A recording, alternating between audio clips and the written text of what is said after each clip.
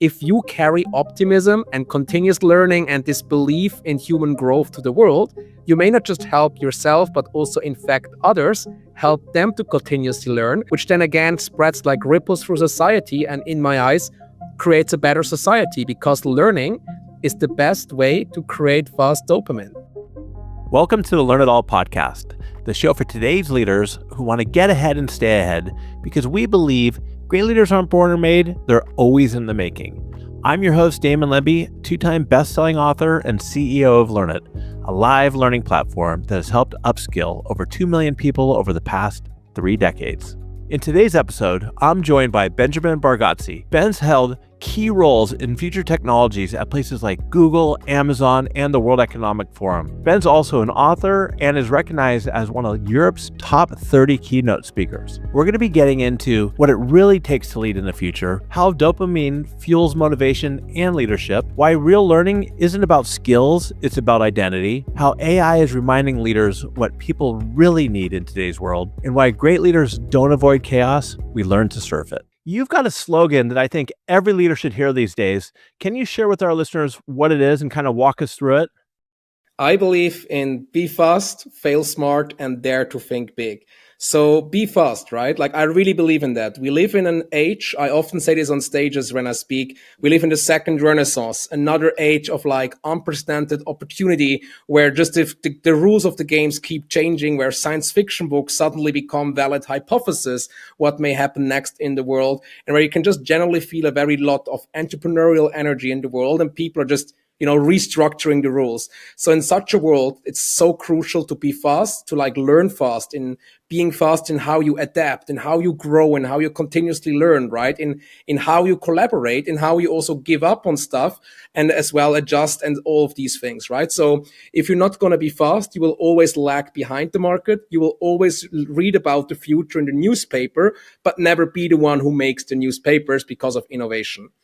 Being fast, however, also brings with it that you sometimes fall. If a sprinter prioritizes speed, it's very natural that they will fall more often, right?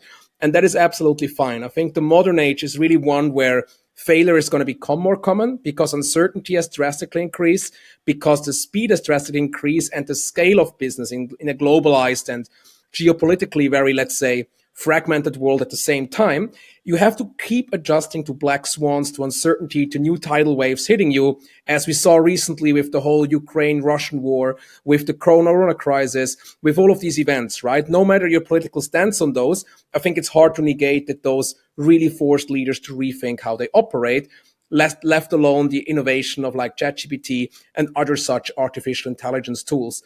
And in this world, failure is just normal. It's just normal that you fail. It's just normal that you try a thing and it doesn't work out, that you burn money, you burn your fingers. And I think the crucial thing is to develop a mindset that fails smart. Failing smart means never failing twice for the same reason.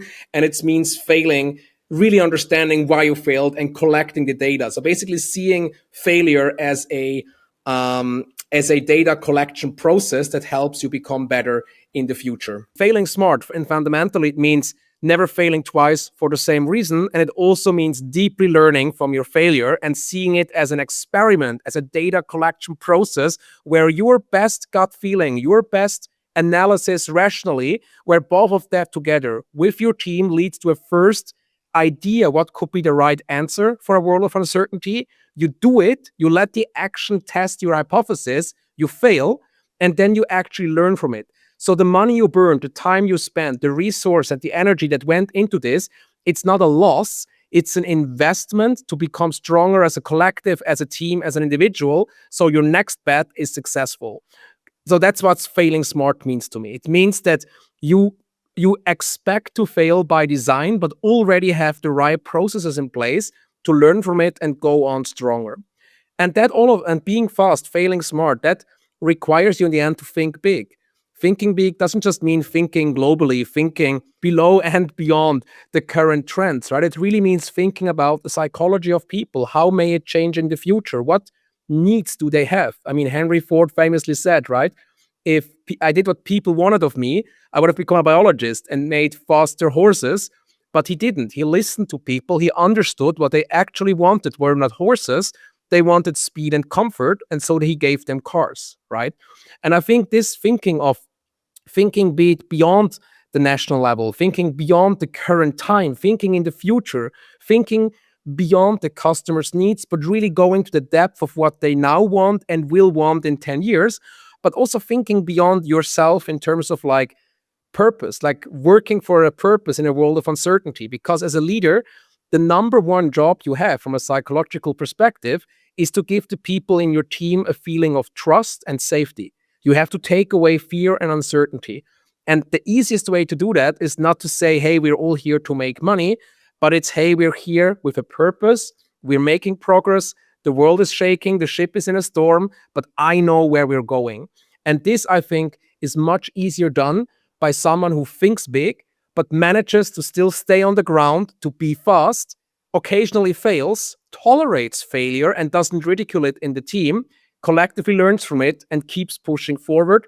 So this is, I would say, the slogan that incorporates the ambitions I have for myself, but also which I would give as an advice what the leader of tomorrow is and how to succeed in a more and more chaotic world, I would say.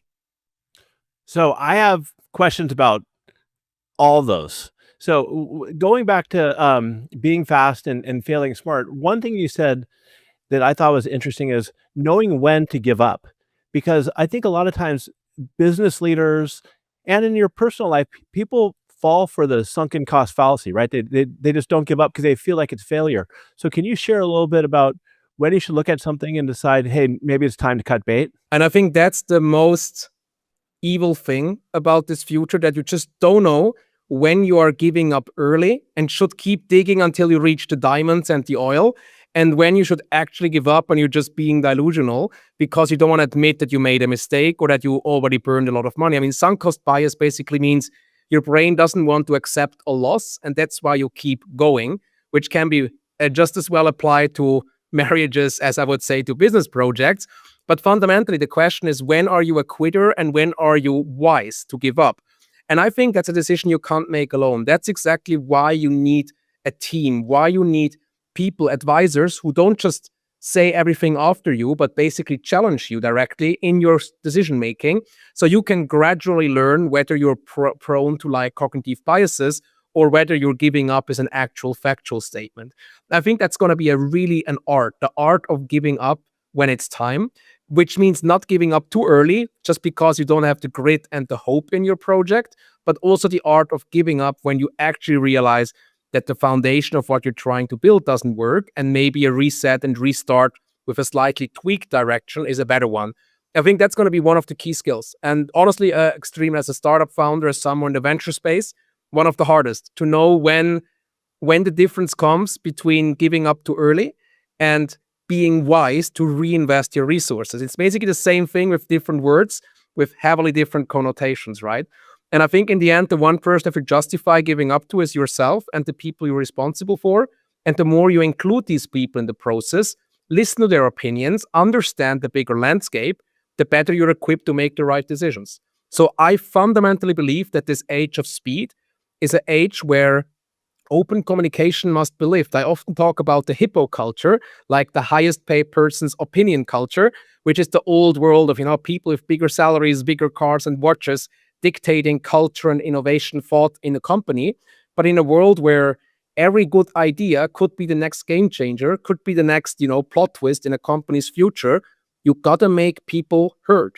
And to do that, I mean, that's a cultural thing. So I think knowing when to make the cut, that's a burden that's on your shoulder as a leader. Getting the data when to make the cut, that's on you to create the culture so this information is freely spoken and flows to you, where you in the end have to make the choice to listen to it objectively and not be biased by your own preferences or wishful thinking, which, to be honest here, I also struggle greatly with, right? No one wants to admit they were wrong, but it's better to give up today if you're on the wrong path than realizing in 1 year, I should have stopped a year ago. You don't want to work for an organization where it's a yes man organization, where everything the CEO says, and I know people who are in organizations like that, where they have to fall in line, but that's going to eliminate innovation. If I'm a leader listening to this, what is one piece of advice that you'd have to be able to create a culture where people feel more comfortable coming to you with feedback or ideas? Start sharing your own uncertainty with the team without looking weak. Again, a lot of stuff I say is always like Aristotle said, right? Virtue is the middle in between two vices. And I really believe that's true. If you overshare uncertainty, of course, you take away the psychological safety and trust of your team, which will end in mayhem. On the other hand, if you appear to be like very narrow minded, you also give them not a good feeling, because if you have a captain in a storm who is just like going in one direction, and you realize they just go in one direction because it's their favorite direction, you maybe also feel a bit scared to be on that ship, right? The same when your captain starts screaming and is scared in the storm, you definitely start feeling scared, right? And so I think by sharing, like, hey, look, we have an uncertain turning point, we can go two ways. I believe this is the right way. If any of you has another way, please come to me and step up. Very often leaders have to make these things explicit. I think it's actually very fascinating, also in my own teams that I lead, how often people did not come to me because they just weren't invited to. And if you just explicitly say, guys, look, this one I'm sure we do this one I'm sure we do this one I honestly consider these three options. If any of you have data points or ideas how to navigate, please come to me. By doing that, I give them the feeling, okay, this guy knows where to drive. There is trust, right? And I give them options what to do. The worst you can do is, guys, I don't know where to go. Does any of you have an idea where you go? So you should be like, hey, guys, I think the island is over there, but I'm not sure if we should go like this or this. Then you give them options to think about. And I think that's a sweetest fine line again of looking like you have no clue as a leader versus admitting the uncertainty and asking for data points from your team. It's again a very fine line, but mastering it is again making the difference. So you see also my previous answer, I think the future, given its speed, given its uncertainty, there's going to be a lot of these fine line things where if you do it right, you're going to be an amazing leader. If you do it too much or too little, you're going to have a mistake, right? And I think that is really where experience will beat theory every single day of the year.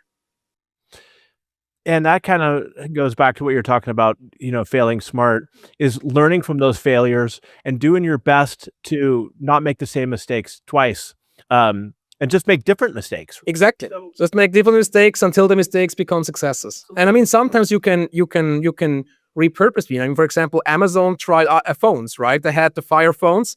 They completely crashed. It was bad. They gave up on it. But later they recycled the architecture and the underlying code to make Alexa, which was a success, right? So even the failure and the giving up eventually became a success. And that's what I mean. Like this kind of like, you give up, but you don't forget what you tried in the past, right? Like the real loss would have been if they gave up on the phones and they never talked about them again. But what they did is they really understood, hey, the mode of delivery was wrong. We cannot compete in the phone world. So let's make it like a voice assistant. And suddenly the thing turned out to be good, right? And I think that's what I mean about the art of failing, not giving up, but knowing when to stop burning more money, focusing that money and energy elsewhere, and taking over bits and pieces or just learnings even from the past to the future, which, by the way, makes it so much more important to keep employees long-term in your company, because every employee is a walking memory stick of what you have been trying and failing before. And if you lose that memory stick, you basically start doing the same mistakes again. And that's actually really my argument why losing employees is like probably one of the most expensive things you can do in the future, because maybe exactly because you lost those 3 employees, those veterans, you now make a mistake again that you could have avoided, which ends up costing you $20 million, right? And I think that employee retention, given that employees are becoming more demanding in terms of hybrid work and freedoms, but also given that in this failure society, this failure world, you need long-term brains to help you avoid the same costly failures all over. That is, again, one of those fine lines which is going to be crucial to success, but as well extremely hard. I think all great companies are about their people. They have great people, they have great talent. So with that being said, what are some tips that you have for leaders of organizations to help retain top talent? I think nowadays really let's not look at my gut feelings, let's look at the numbers, right? So what you really see now is an increase in depression and anxiety across the world. So you really see that people feel more anxious about the future than before. They feel more depressed or let's say gloomy. They feel overwhelmed. They feel like they may be jobless. I mean, layoff fear is a thing now. Like people generally feeling like AI is going to replace them and just kicking them out of their job. So fear, depression, and anxiety are becoming more and more paramount, right? At the same time, from COVID, we still linger the freedom that we had of working at home and flexibly. And so at the same time, you have these wishes from people for more flexible working models, but also their fear of being laid off and let go, right? And I think that is creating a very unhealthy dynamic where people have wishes, don't voice them, and are scared to be laid off if they're too vocal. And I think the key thing you can do, if I think back to my time at Google, I think one of the key things is just to check in with people, like, just to have check-ins where you generally ask them, like, how are you doing? Like, how is it? I mean, I'd always really admired Google for their working culture. The layoff series that happened after I was gone was unfortunate, I would say, and very ungoogly. So I was also surprised this happened. But fundamentally, I think this idea of frequently pulse checking on your employees and actually understanding them not as a robot that does work for you, but as a person with a life, with preferences, ambitions, growth ambitions. I think that's key. And what they say, right? People don't leave jobs, they leave managers. So if you're inspiring, if you show them that you know where the journey is going, if you pay them fairly for their work, again, probably losing their memory stick in their heads is more expensive to you than raising a salary. And by you really giving them the security that they are part of a bigger, thing, that they're part of like a journey and that what they do matters. I think that's the retention. I think also people are looking for purpose. Purpose, not just in the sense of having a grand social mission, but just the feeling of mattering. If you come to work and you get a nice, if you go to work and you get a nice word, right? Or if you feel like if a customer sends you an email, hey, thank you so much, you really made my day. I think these are the things that people look for, like giving something. And I think as long as people are paid fairly, if you give them a sense of security, if you do respect their flexibility requests to some degree, and if you do make sure that they have this kind of like frequent positive feelings at work, I think that's the thing. So to answer your question, I think what people want in a world of uncertainty is a stability and a good pay, because money is a form of stability. And the second thing people want is to have an emotional security, right? And I think if you give them financial and emotional security, that's how you retain people, plus a growth potential. If you allow me one more sentence on this, a term I coined, I actually Googled, no one used that term before, and I've been writing about it on LinkedIn for ages, so now I just coin it. I didn't trademark it officially. It's so-called dopaminergic leadership. So basically using the dopamine science to lead. So dopamine, very briefly, is a molecule in your brain that's responsible for your cravings, for what you want, right? We have phone addictions because of dopamine, because they give us these cheap kicks, social media, sugar, all of them. But dopamine is also what brings us to our greatest heights, what makes us do art, what gives us these flow moments. And so basically dopamine is very fascinating because it's evolutionarily very helpful for humans to have these kicks, right? To have these desires, because it helped us spread across the world and propagate and all of these things. But basically at the same time, it's what makes us overly addicted to something if we get it in our new industrial world, like too much stimuli, too much digital, too much sugar. And dopaminergic leadership basically means you keep trying to keep the dopamine levels of your teams healthy. So for example, instead of giving them a really big task, you give them many short tasks, like in a video game, that they can play through and keep giving them these up kicks, right? You also maybe even, I'm serious, include sport or meditation breaks in work to help them regulate their dopamine transmitters. And you probably should create an environment that's interesting enough that they don't doom scroll on their phone while they should be working, because that completely kills their productivity. And maybe you avoid sugar in your office and instead, you give some healthy alternatives like fruit sugar. And I think this is really something where what I'm trying to do in my teams. I really try to keep everyone's dopamine level high by just keep giving them the work like a video game, including for myself, with brainstorming together on a Friday. How can we increase our productivity? What kind of methods can we try? And I think this obsession on seeing people as humans with a biological brain, that actually makes the company feel more human, because that's also something I often say on stage. If you as a manager treat your people like an algorithm, like a robot. You should lay all of them off and replace them with AI because it's cheaper.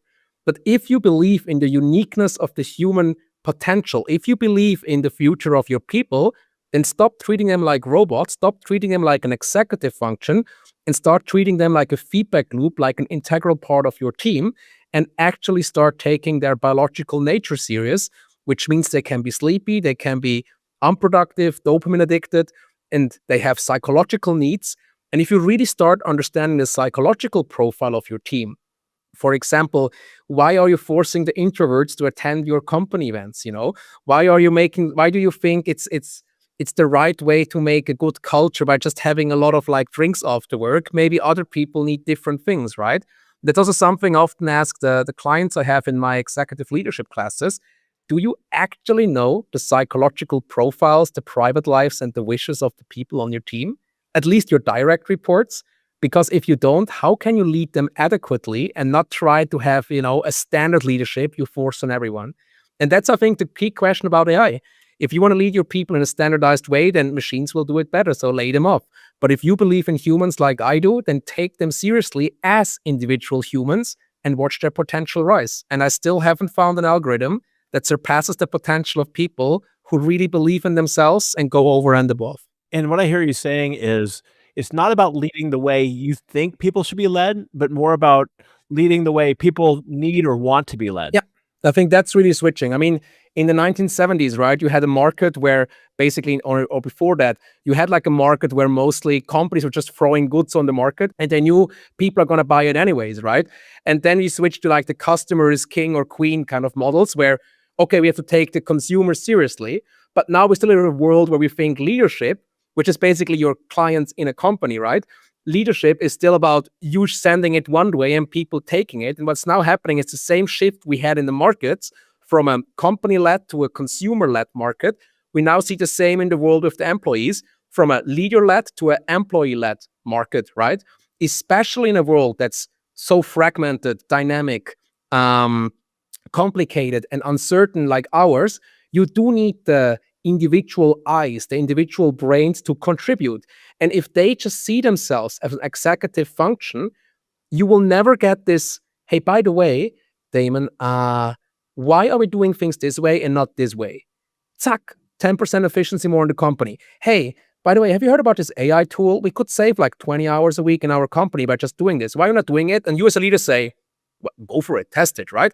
But if they don't feel that they're part of the company, if they don't feel like an ownership, they will just execute and don't care about efficiency because it's not their company. But even if they don't have shares in the company, even if they technically don't have a stake, if you make them feel like they belong, if you give them trust and security, they may come back with you with ideas. And they're no longer going to be just a paycheck player, right? Where they just come in, get it done. They actually feel like they live and belong working there.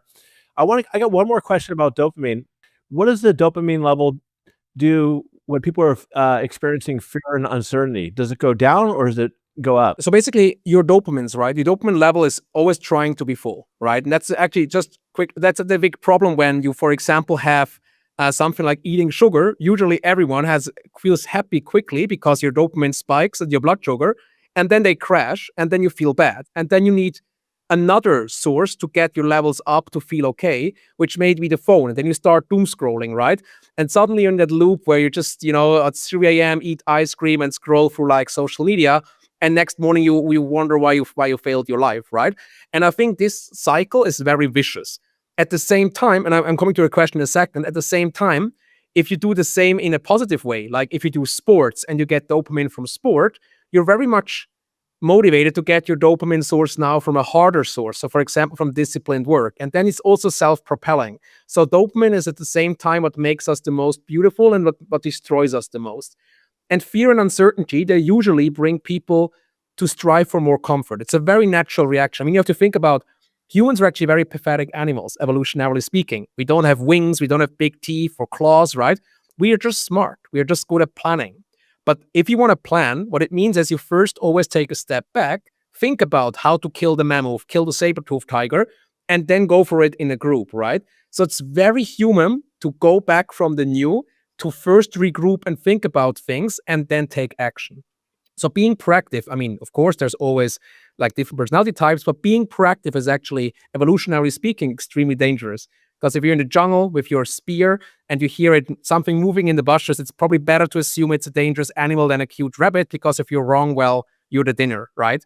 That's And it. for Yep. that reason, when people feel uncertainty and fear, the first reaction they have is to start gathering resources. They want to, either forget about the pain, which is why they turn to their phone instead of applying to university where they're scared of, or why they eat sugar instead of like doing their work, right? Because they feel overwhelmed. So they go for comfort, or they go for like an easy answer out, right? And in that regard, like fear makes you strive for quick dopamine answers, something quick to satisfy the void you feel inside, which then only artificially increases your level and then racks it down again. And in my book, for example, in my new book that just came out, I really link like this rising depression and anxiety in society to the fear and uncertainty to the dopamine levels. So I believe they're all fully connected. So because we feel more uncertain, because things get faster, we want to retreat to easy answers, to our social media, to sugar, thereby artificially kicking our dopamine levels up. They crash and we feel even worse than before. And the same cycle you can fix as a leader by giving people tasks that give them the same kick as a social media would or sugar. Like a quick task, like, how satisfying is it if you enjoy your work and you can tick off your checklist, right? It's a very satisfying feeling. Okay, one email done, one email done. I sometimes have this. I have my emails and then I get in the email mode, where I just dang, dang, dang, dang, dang. I finish them off one after the other. It's exactly the same like when you finish off one reel after the other. And so you see, it's very similar patterns. And that's what I mean with the dopaminergic leadership. It's basically giving your people a chance to feel success, excitement, learning, continuous learning, because that also produces dopamine in the face of uncertainty, rather than retreating to comfort and apathy or cognitive biases as well. I really like that. What I hear you saying here is that giving them it doesn't have to be like some major project. It's just little wins that keeps the dopamine level high and gets people It's excited. their own little island that they can control, something that exactly matches their skill, for which they take ownership. It's their own baby startup within the company. I think the best companies, and that's honestly how the tech companies are structured, are a big organization comprised of many, many, many small startups, with everyone having baby ownership of a certain thing. And that baby ownership makes you feel like, hey, wait, I matter when I show up to work, because if I don't, the puzzle piece is missing. And have you ever seen a puzzle piece with one missing? That feels horrible to us humans, right? So you're the puzzle piece that matters, right? And if you're just like, one small voice in the big ocean, you feel like, okay, I could just skip work for a week. No one would realize, right? But if you own a certain side project, even if you have a main job, but then on the side you have another project, if you own that and it creates value for people, you will feel like an entrepreneur with the safety of a corporate salary, right? And that will give you dopamine kicks. That will make you excited. At Google, we had the 20% projects, right? We had 1 day per week where you could just work on some innovative project that you think would make Google better. And that gave you like this ownership of really creating something beyond your main job. I mean, not every company probably has the financial backings to just give their employees a day off to be creative. But why not just start with an hour, 1 hour every Friday, where you sit together and people can suggest a certain process, a certain marketing way, a certain tool that they think should change or could benefit the company. And afterwards, you make them the owner, the leaders for this specific something, and let them design it, lead it, arrange it, communicate about it and everything. That will give them healthy dopamine levels. It will give them excitement. It will give them purpose. One thing I was really excited to talk to you about was continuous learning. I mean, the podcast is called The Learn It All Leader, of course, and that's a big theme in my life is continuous learning. I want to start with a question. Do you believe that everybody can continue to learn and evolve? The neuroscience says yes. I mean, the fascinating thing is that your mindset, and there's a lot of stuff like by Carol Dweck on like growth mindsets. I did some similar studies in Zurich and Singapore around the risk mindsets. There is studies about neuroplasticity on this. If you believe that your brain is done, you're done. If you believe that your body is done, you will not make the extra mile you want to run in a trail, right? It's that. It's your mind becomes a self-fulfilling prophecy for how far your body will adjust. And that's actually true. Even people who are going through very hard illnesses. Of course, not everything is mindset. There's some hard biology and physics, unfortunately, but people who believe they're going to get out of it usually get out of it. And that's really more likely, I mean. And that's really the thing. Like, you see, the body really reacts to your thinking. So the psychology changes the biology, not just the other way around. I mean, in the end, if you're on a more scientific mindset, you do assume that everything we are is biology and it causes the experience of consciousness. But somehow there's a back loop. Somehow what the consciousness is doing, what the consciousness is creating, and I don't mean this religiously or spiritually, purely scientifically, it affects again the hormonal production of your body. So if you believe I can do this, suddenly your body is full of like adrenaline, endorphins, and other things, and you keep pushing and you see the task through. It's the same when you perceive a task as very stressful and dangerous, your body is full of cortisol, which makes you like much unhealthier and like more likely to develop bad symptoms if it keeps persisting over a long period of time. If you see the same task as something easily manageable or something you can do, you produce dopamine instead, which pushes you forward, right? So the very mindset, how you perceive the world, changes the chemicals that are produced in your body and in what regions.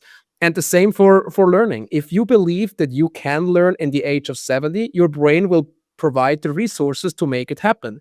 If you say, oh, after 50, my brain's over anyway, then your brain is over. And that is the fascinating thing, that if you carry optimism and continuous learning and this belief in human growth to the world, you may not just help yourself, but also infect others, help them to continuously learn, which then again spreads like ripples through society, and in my eyes, creates a better society, because learning is the best way to create fast dopamine. How can leaders create, whether it's a safe space or a structure, to help develop this mindset and keep people positive and give them opportunities to learn and grow? Because what I'm hearing you say is that's so important, because not only will it help them at work, but it's going to help throughout society. Absolutely. I believe if you give people a great workplace where they spend most of their day, they're going to go home with the same growth mindset you have built in them in work. So you're actually doing a service to society. And happier people are probably also people who are going to fight less with others, who are going to cause less trouble, like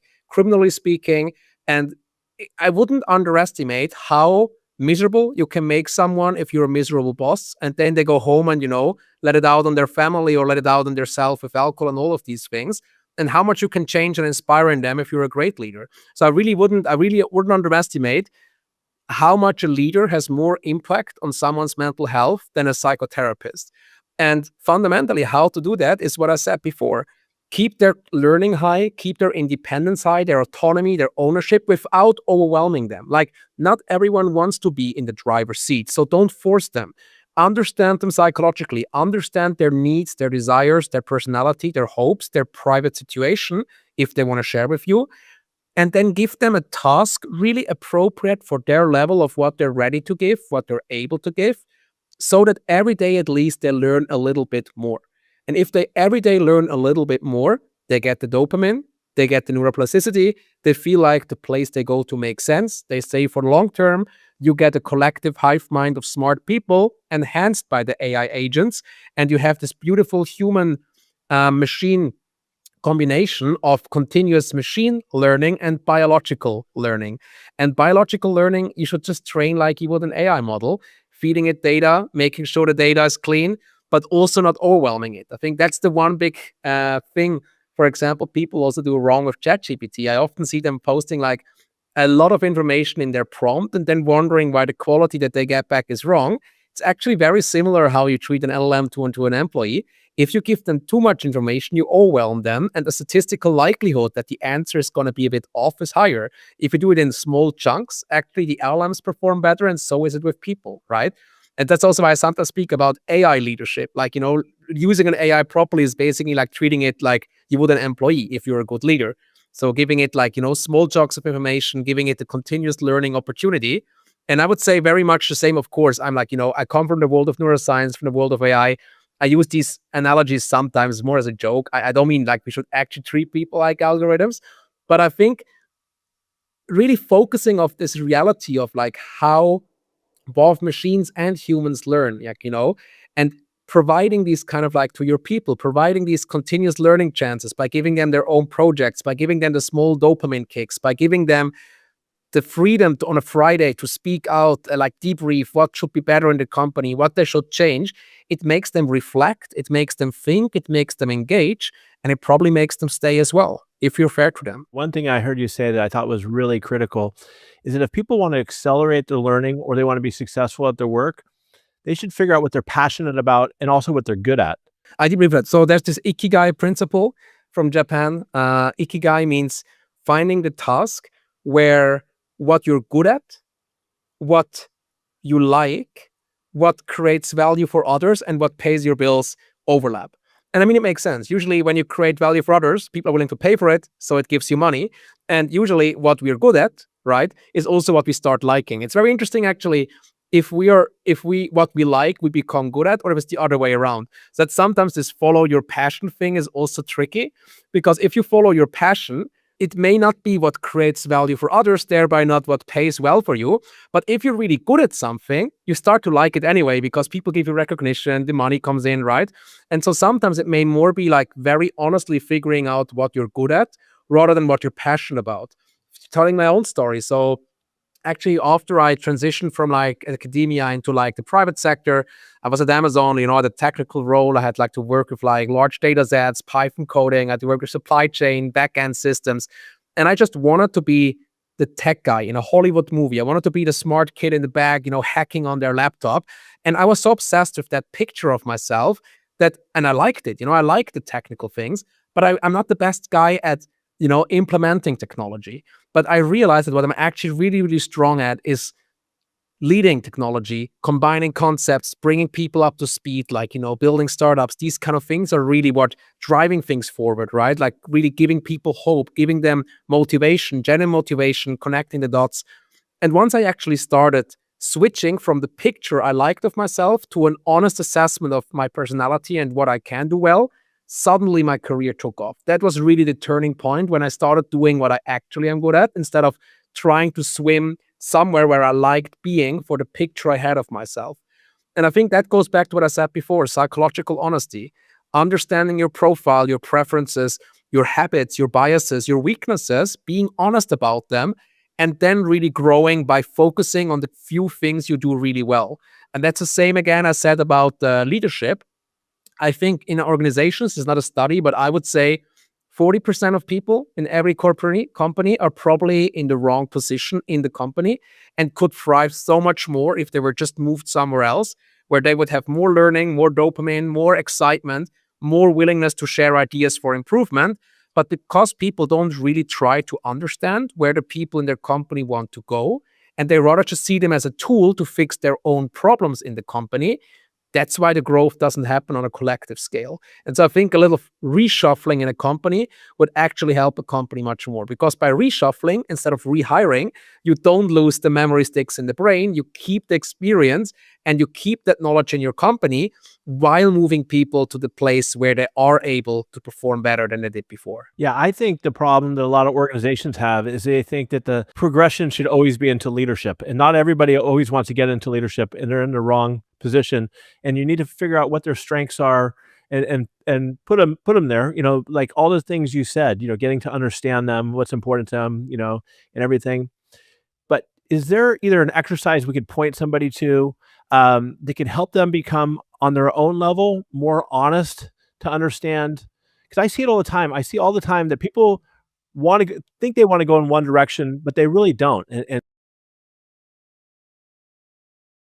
You can do a 360-degree feedback, like, feedback from their peers, from themselves, from their employees, their management, right? So if everyone around you tells you like, hey, look, you would be really good in this, but maybe not this, right? And then you're the only one who says otherwise. I mean, maybe that makes people think. But in the end, self-growth is not something you can delegate to leadership. That's on the person itself. So that's themselves, right? So the people still need to choose to grow. That's, I think, on that, I'm quite strict. You will not be able to change someone who doesn't want to change. I think you can inspire people, and some people will be inspired by you, but people who are for good reasons, potentially very pessimistic and anti everything, and maybe go for a lot of private life at the moment, they may not want to change. And then maybe as a leader, it's also fine to just leave them be and, let them, like, offer your help. But if they don't want it, if they really don't want it, then let them, go for the time, give them a few months where they just, do their work, on a bare minimum level, and then hopefully bounce back later with a new growth potential. Because usually once people go through a hard time, they feel like they wasted time, and then usually they come back with a lot of fire to turn the wheel around, and that's the time when they maybe become a more productive part of the team. If people really do not want to self-reflect, again, the only thing you can do is lead by example, like openly reflect, openly share vulnerable stories, for example, without being weak. Again, vulnerable without being weak, very important. What I mentioned before.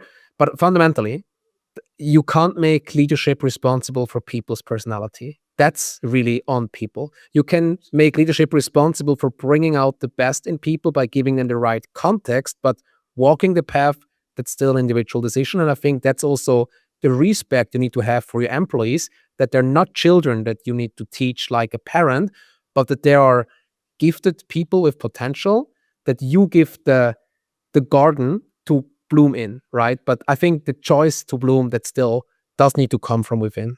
I do think, though, you have to be really careful if you find that a lot of your employees are unwilling to change, and you allow that, because Ben, if you allow that to happen too often, you're not going to have a culture of learning anymore and innovation.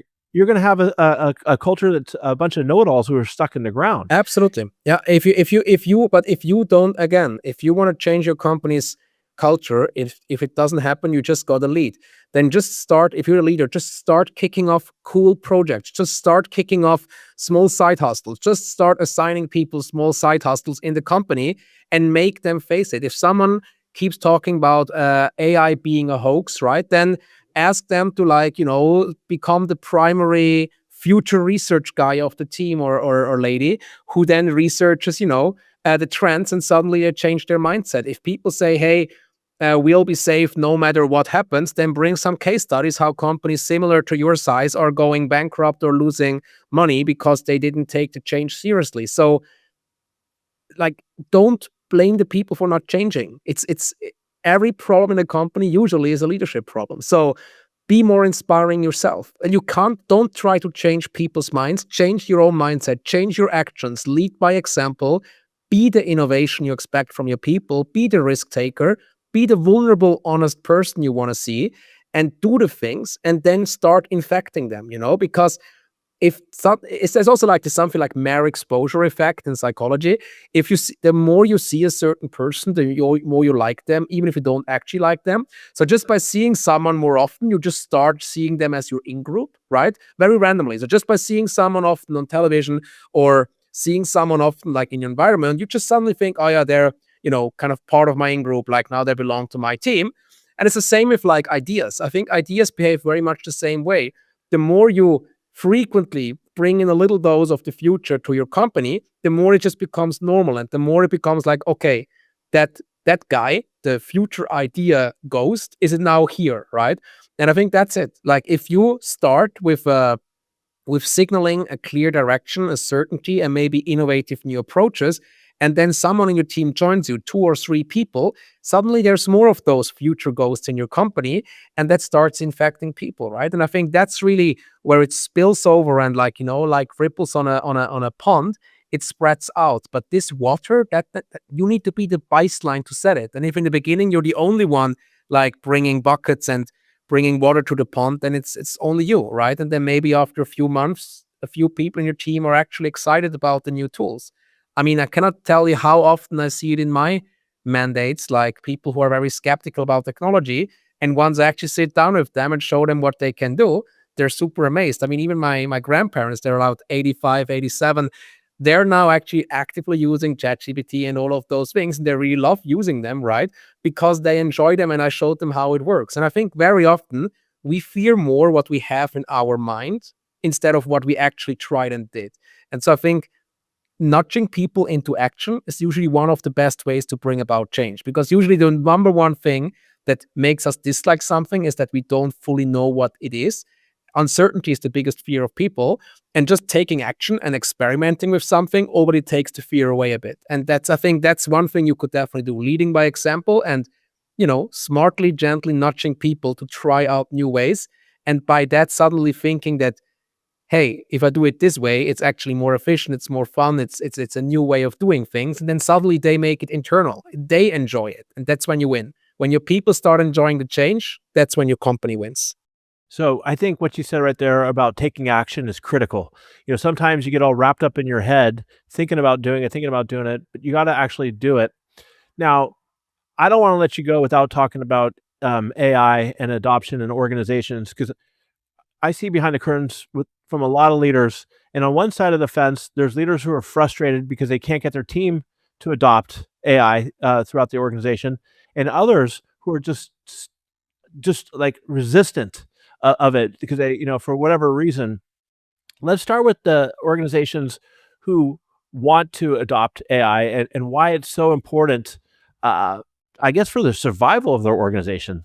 I deeply believe that artificial intelligence, I come from the neurosciences, I come from the human brain. I've been in the AI field for almost a decade. And for me, like as an interested nerd, and back then I was a weird nerd, now I'm a cool nerd. That's how the times change sometimes.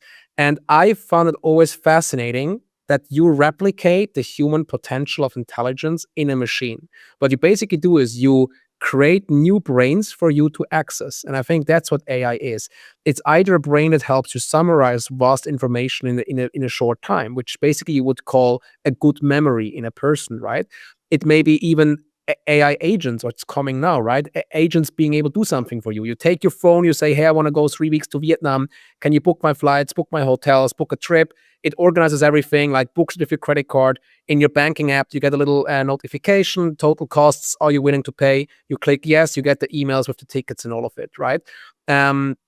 Tax returns, all of these things. Suddenly you have AI employees, like systems that fill headcounts and fill roles that are just being done, but you still need to tell them what to do, voice controlled or otherwise, right? Because an algorithm is an algorithm, usually a rule-based algorithm, just always does the same thing, and AI is something that reduces uncertainty by learning about it, right? That's the major difference of the technology behind it.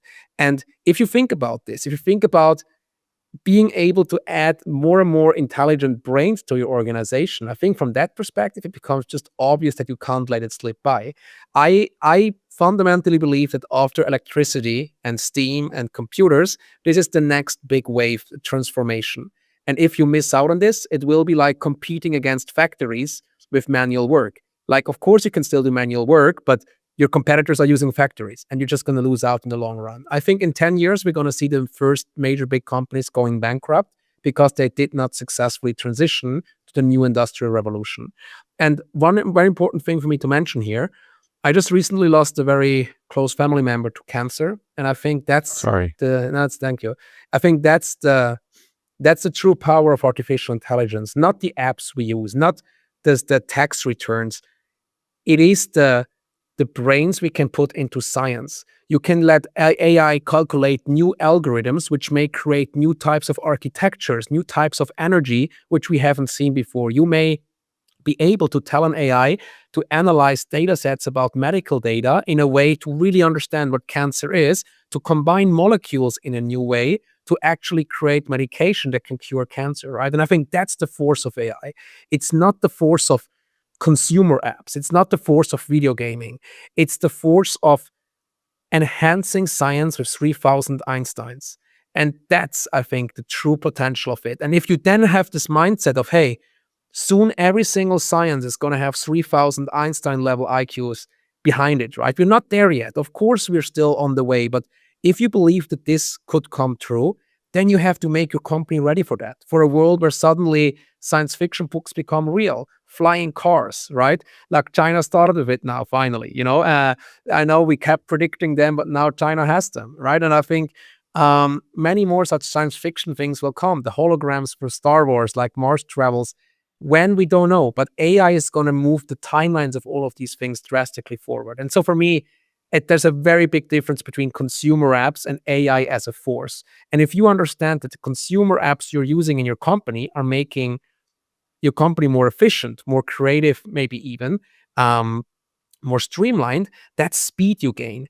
But the bigger power comes from AI as a creativity tool. So, for example, very often what I do when I have some decisions to make in my life and I have a idea where things should go, I actually share this with my AI model and I ask it, tell me if I make some wrong assumptions here. Tell me 5 thinking mistakes I make in my judgment. Tell me if I'm being unfair, if I have a quarrel with someone or something.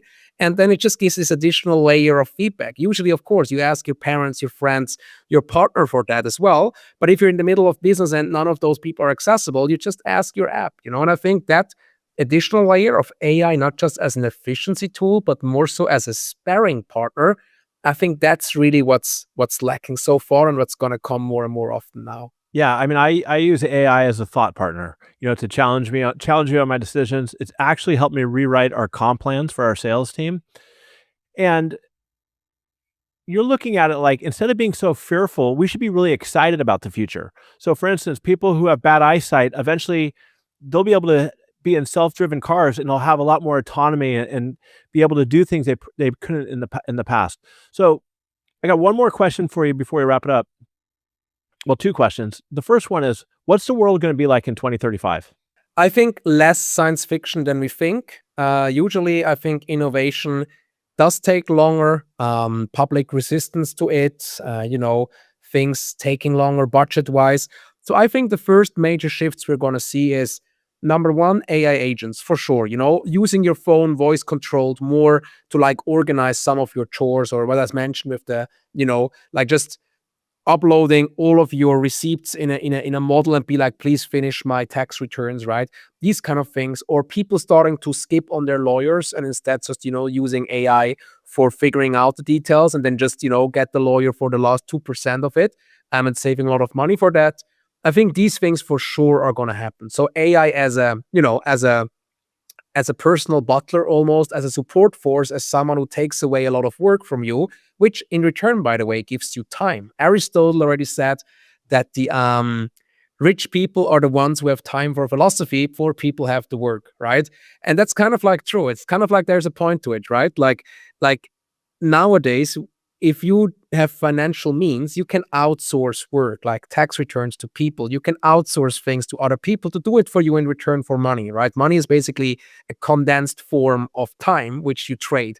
But then if you have these AI agents for very low money to help you with all these tasks, people actually get time back to maybe do start their own business, time back to maybe do read the books they want to read and, continuously learn about society, or the time back to be more with their families. And so I think a democratization is happening. Of course, again, as with all things, most likely it's not going to end up this way. Most likely it's going to end up with people just filling the additional time with extra worries, extra dopamine traps, extra distractions, which again brings back the question of purpose and philosophy, I would say. And another thing I think is we will definitely start seeing more and more the smart glasses. I think they're gonna come more and more. I still believe in them. I know currently they're being on a ruckus again, but I do believe they're gonna pull through, not as a multi thing, not like people living in the metaverse, but people shopping in the metaverses. People doing surgery training in metaverses. I think these things are gonna become more and more easy. Streaming, watching Disney Plus, Netflix on these glasses. I think these things are gonna become much more common as well, consumer-wise. And in general, I think you will have some semi-autonomous driving. I don't know if we have fully autonomous driving again, both technically speaking, but also legally speaking. So I think the world will look very much similar, but it will have more. You will be able to outsource more. You'll be consuming the internet in a new way, more with voice, more with video, more with glasses rather than texting and typing. You'll be mostly delegating a lot of admin and easy tasks and chores to machines. You'll probably have your first home robots who could do your dishes and these kind of things. So I believe that that's also going to happen. So basically, pretty much the world like today, but with a lot of little co-inhabitants in the form of hopefully non-conscious robots and AIs, because that's also something, as a neuroscientist, if we make those AI systems conscious, we have a huge problem, because that's slavery if you let conscious beings work for you without paying them, right? And I think that's also a very important question, but that I would say would fill an entire podcast on itself.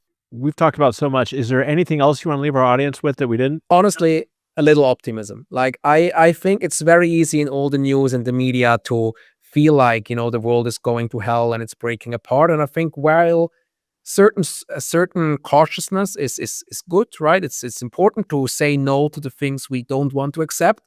I think the potential that comes from these machines for human civilizations, for fighting diseases, for fighting energy crises, making things more democratically Yeah, accessible, it's including huge. education, knowledge, and the opportunity for entrepreneurship and growth.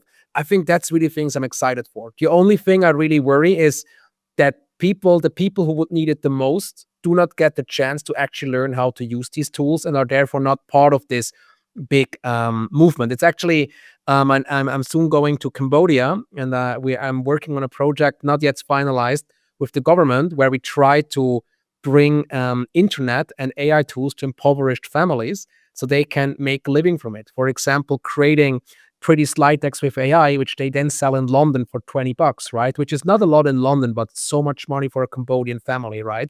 And that's, for example, one initiative I'm very passionate about, where democratizing these tools and the access to this revolution that's happening now should benefit the weakest members of society. But what I'm very worried about is that it's again creating a just bigger gap of chances. So overall, I'm very optimistic. I do believe the world is going to get better. I do believe we'll be able to fight a lot of very horrible things in this world by using technology, but also the biological intelligence. And in the end, honestly, by being good leaders, we will inspire that change. So the more good leaders we have, the more ripples we send through society, the more people carry the optimism home to their families, inspire other people, their friends, peers, neighbors, and thereby hopefully make the world a little better year by year. So Ben, when I first invited you on the show and I started looking at some of your stuff, I thought, okay, this guy is one of the top keynote speakers in Europe.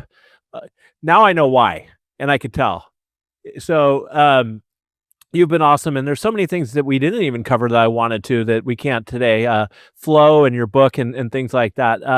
But some of the things we did cover is I love your slogan of be fast, fail smart, dare to think big.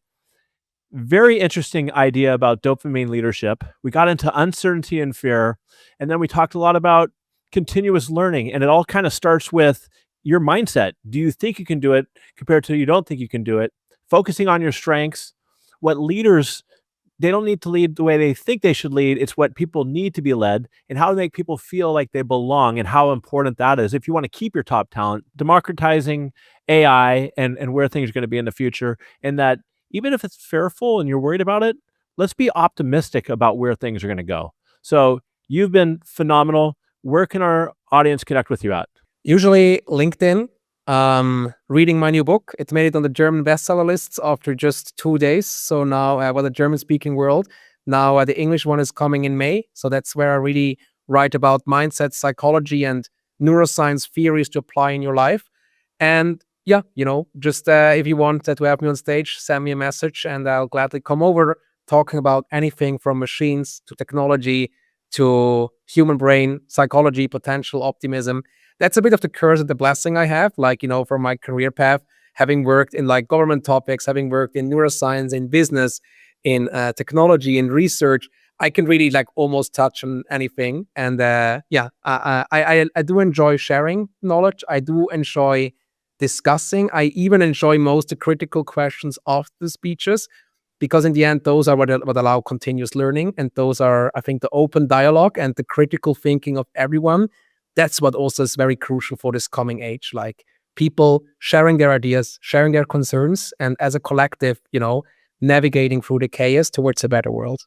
So listeners, do me a favor. If you know of anybody who's maybe struggling with fear or uncertainty, getting out of their comfort zone, or afraid of what AI is going to do to the world, or just leaders out there who need to do a better job retaining their people, send them this episode. I think that they can get a lot of value out of it.